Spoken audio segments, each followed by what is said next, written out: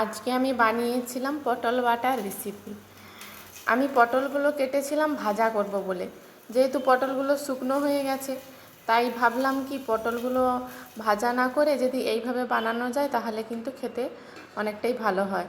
পটলগুলো শুকনো হয়ে গেছে আর একটা পটল তো পেকেও গেছিলো, তাই আমি সেগুলোকে আর ফেললাম না। পটলগুলোকে কেটে নিয়েছি ছোট ছোট করে, তারপর কড়াইতে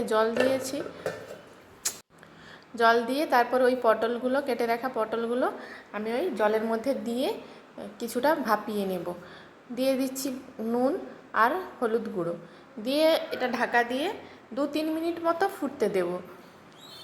খুব বেশি সেদ্ধ করার দরকার নেই, 2-3 মিনিট ফুটলেই পটলগুলো ভালোভাবে সেদ্ধ হয়ে যাবে।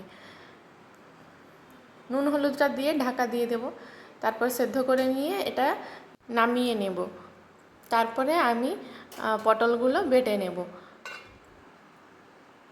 পটলগুলো আমার সেদ্ধ হয়ে গেছে, আমি খুলে দেখিয়ে দিচ্ছি। দেখুন মোটামুটি আমার সেদ্ধ হয়ে গেছে, খুব বেশি সেদ্ধ করার প্রয়োজন নেই, এই রকম থাকলেই হবে। আমি নামিয়ে নিয়েছি একটা প্লেটে। তারপরে আমি পটলগুলো মোটামুটি ভালোভাবেই সেদ্ধ হয়ে গেছে। আমি নিয়েছি 2টো কাঁচা লঙ্কা, আর নিয়েছি একটা পেঁয়াজের অর্ধেক পেঁয়াজ, একটা ছোট পেঁয়াজেরই অর্ধেক নিয়েছি। যেহেতু আমার পটল এখানে খুব বেশি নেই তাই আমি পেঁয়াজটা কম পরিমাণেই নিয়েছি, খুব বেশি নেইনি। আর নিয়েছি ছোট ছোট 4 কোয়া রসুন, দিয়ে এগুলো কিন্তু ভালোভাবে সবগুলো একসাথে বেটে নেব। আমি শিলনোড়াতেই বেটেছি। বেশ কিছুটা পরিমাণ তেল দিতে হবে, সর্ষের তেল। বাটাবটি জিনিসে কিন্তু একটু তেলের পরিমাণটা বেশিই লাগে। তেলের উপর দিয়েছি কালো জিরে ফোড়নে, তারপর বেটে রাখা ওই পটল, পেঁয়াজ, রসুন, লঙ্কা যেটা বেটে রেখেছিলাম ওটা দিয়ে দিলাম তেলের মধ্যে, দিয়ে ভালোভাবে কষতে হবে। ভালোভাবে কষানো হয়ে গেলে কালারটাও কিন্তু চেঞ্জ হয়ে যাবে, তখনই বুঝে নিতে হবে যে পটল বাটাটা একদম রেডি হয়ে গেছে। যেহেতু পটলটা আমার সেদ্ধ করাই ছিল, আর রসুন আর পেঁয়াজের যে কাঁচা গন্ধটা ওটা চলে যাওয়া পর্যন্ত আমাকে কিন্তু ভালোভাবে কষে নিতে হবে। দিয়ে দিচ্ছি অল্প পরিমাণে নুন, যেহেতু নুন দিয়ে সেদ্ধ করা ছিল তাই অল্প পরিমাণেই আবার নুনটা দেব। তারপরে দিয়ে দিচ্ছি স্বাদের ব্যালেন্সের জন্য একটু চিনি দিয়েছি।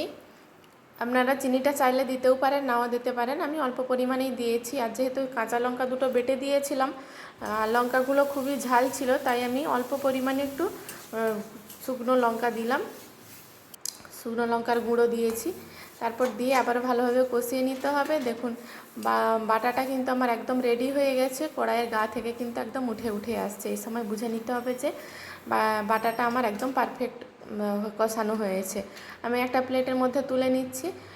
এই বাটা জিনিসে কিন্তু অল্প করে একটু যদি সরষের তেল দেওয়া হয় তাহলে কিন্তু এর টেস্ট আরও বেশি হয়, তাই আমি একটু নামিয়ে নেওয়ার পর সরষের তেল দিয়ে আবার ওইটা মেখে নেব। দেখতে যেমনই সুন্দর হয়েছিল কিন্তু গরম গরম ভাতের সাথে খেতেও অপূর্ব হয়েছিল। এই একটা পদ দিয়েই কিন্তু পুরো ভাতটা খাওয়া হয়ে যাবে, এতটাই সুন্দর হয়েছিল। আমার এই রেসিপিটা যদি আপনাদের ভালো লেগে থাকে তাহলে আপনারা যদি ইউটিউব থেকে দেখেন আমার চ্যানেলটি সাবস্ক্রাইব করে নেবেন, ফেসবুক পেজ থেকে দেখলে পেজটি ফলো করে নেওয়ার অনুরোধ রইল। সবাই ভালো থাকবেন, সুস্থ থাকবেন।